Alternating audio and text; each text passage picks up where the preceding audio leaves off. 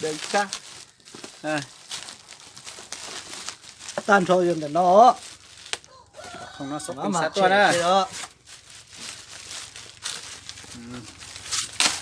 Không nó sốc tính một tua đó. Tí tí á. Linh từ trời mặt trầu đó.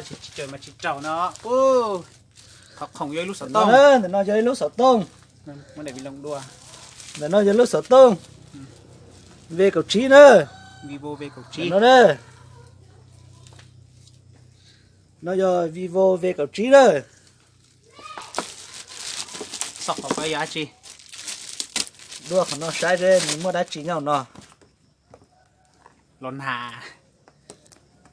Lúa. Một tí sao.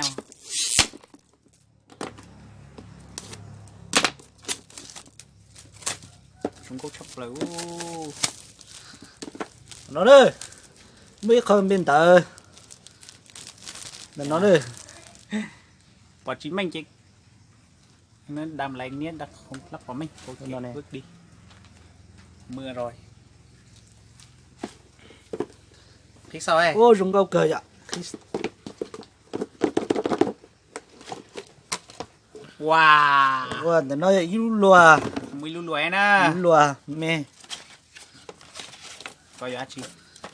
Wow. nó giờ ít tụ pa Ba gì? Ba nó chụp hành xí ngò. trả đấy Bố xí ồ. Nè chân giữ điện thoại. ô trên tụi nó sẽ xí đi nó sẽ bỏ Ồ à.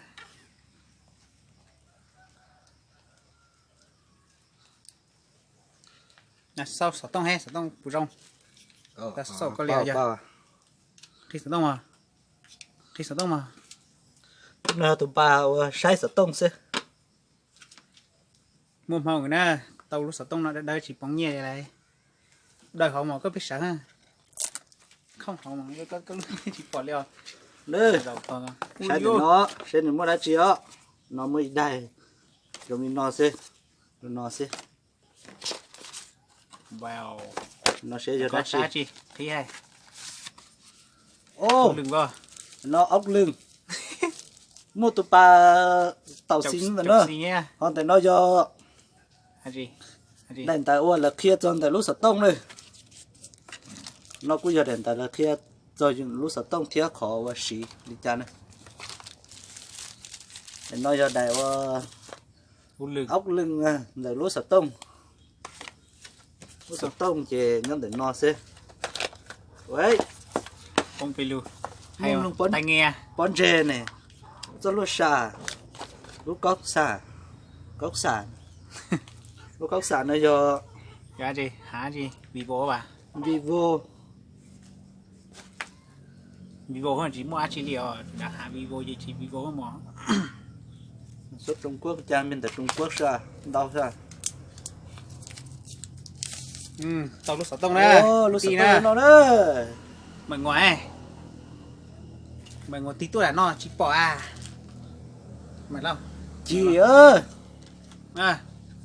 Cái tin nè, giờ Lúc linh sở từ tông à? xã tàu ấy à, cũng mong lên từ YouTube kênh nè. Chơi YouTube tông cao shopping mua xì hậu thế nè. Là sau thì vợ mai 1 đồng đó, mà một chơi hậu thì tàu đó, tàu lúc Vivo chỉ giá lúc sở tông nó theo tan nó cho com hay lo gì à combo tan nó cho nó là chỉ qua xa triệu qua chua bùa cầu xé nè. nhớ trâu tung ti là sao hậu chê tan thôi cho không no nhớ trâu hậu chê cho sát trường đâu đó yến chị mà cho nên mình gạt sát hậu nữa Thì là nó nè, niêm có chim à. nó đây trong nó đây Có cái bùm có tí nữa nó cũng có thể đẹp phứ mà. nó khiến đại cho lên nó đây Lóc phu ấy thì đi Mà nó sao? sao tao à ta nè. thì nó sẽ Đây bỏ nè giờ như tao không đâu cơ theo để muốn tao khó cơ ilu lùa thế ilu sáu tông Vivo V15 thế y tụ gạch trục hành lo giờ gạch achi chip bao nó đầu lũ thòng lọt cho nó thế này lũ thòng này lấy dinh đồng gói khử cân nữa nhớ trong này nó tụt chữ chạy tụi nó đó nên bỏ tụt chữ chạy cũng bền nó đó không đồng Việt Nam tụi nó đó nó mà lại qua xí nó bỏ chính mình là nó đó tụi nó thì tì lại đó tụi nó nè tụi nó lại qua cho dù tì nữa nó cho tì cho nó nữa tì nó mà sai tao sập tông nữa thì chẳng rùa chỉ đã toi rồi ta chỉ đồ xoài quá nó to mà to nó chia tao to đấy lúc nào thì cũng mong cái nữa tao lúc sợ tông rồi ha tao ilu lùa mè thia ilu lùa mè này cái tia này sai này chỉ tao cho hết bùi rong lông cái tia cho sợ tông hết sợ tông bùi rong lông ô cái giờ lúc nào cũng sao mà cả chỉ châu xe để tụi mình nó có ô bật tô chi để để đó để cái nó sẽ chậm mình có vầu chứ vầu sử dụng tới đó này chậm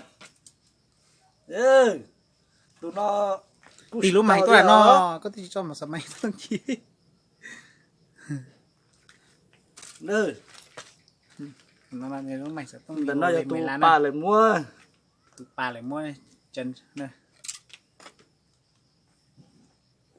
tông tông bụng nó vậy nó cái tí nữa lên từ tụi bà nó tì tao đi trả lo tao đó tụi bà nó nhớ tụi bà lên từ Tông bao giờ nữa? lên từ giờ thì Nữa. sao bao nhiêu trong mong hay vô trong ly trà nó Tao chơi đi nó tông đấy ca đấy. shopping mới chơi hậu nè chơi tiền mà tao tiền hả ta chỉ mà phải vô tao mà chơi chơi như này vô trong mong thế này chỉ bông như thế nhẹ cái này một đồng con gấu ra ít đồng con gấu nè rong cái thì đó chỉ có chơi chỉ trâu chứ lấy những thịt đặc ăn đâu có hay có chơi trâu là những thịt đặc ăn đâu có nè cũng như lại à lấy mất chạy khai hạ thì chỉ mà lấy chỉ trong chỉ lấy gì mua à nó xưa lúc thủng lấy mất tôi cái thủng nó lọt nữa nữa cũng muốn để sai